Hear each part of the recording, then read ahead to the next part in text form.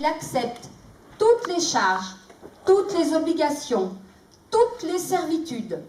Il ne demande pas la modification des articles du pacte de Vienne, du Congrès donc, qui sont relatifs à la neutralisation du Chablais et du Faucigny.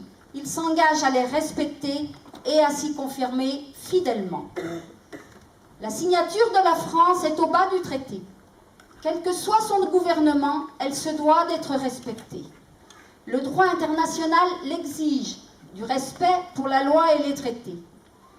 Le savoir n'ayant pas été transmis, notre ignorance, le laxisme de nos politiques, le nombre de morts sur les champs de bataille, la dissimulation aussi, les pressions préfectorales, etc., tout est fait pour que la Savoie ne se trouve pas être une enclave dans le territoire français. C'est pourtant ce qu'elle est.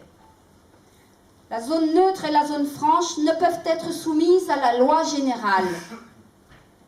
Le grand principe de l'unité de législation de ce grand pays qu'est la France est impraticable en Savoie.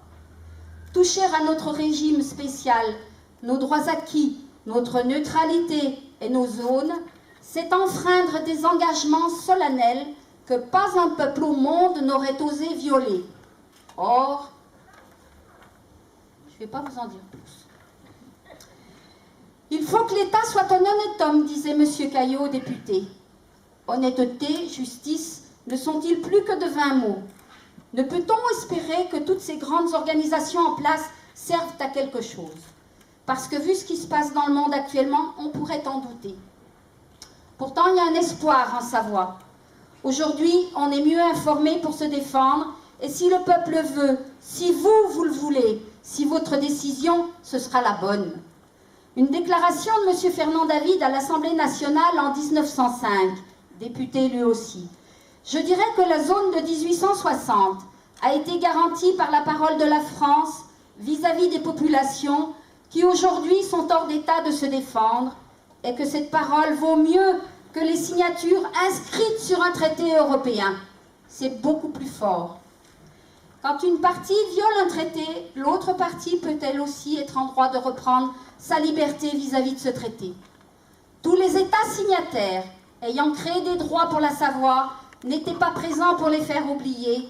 Or, c'est une obligation internationale. Soit le droit international existe, soit il n'existe pas.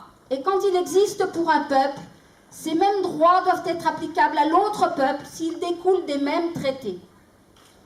Donc, nous allons interpeller l'international et demander légitimement à être reconnu l'État de Savoie. Je vous remercie de votre attention.